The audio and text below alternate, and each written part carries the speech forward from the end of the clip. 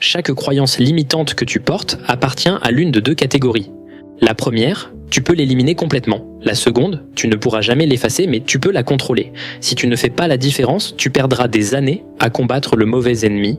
Imagine que ton esprit est une maison. Certaines pensées néfastes que tu traînes ressemblent à des farfadets.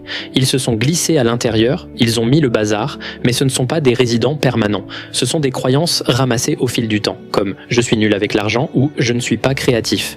Les farfadets, eux, peuvent être chassés. Tu peux les remettre en question, les recadrer, les remplacer par quelque chose de mieux.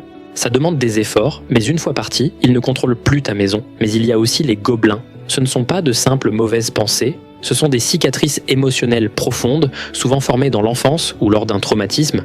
Ils vivent dans ta maison depuis si longtemps qu'ils y ont installé leurs meubles. Les gobelins disparaissent rarement, mais tu peux apprendre à les contenir, poser des limites, développer des outils, réduire leur emprise sur ta vie. Tu les entendras parfois frapper à la porte, mais ils ne dirigent plus rien.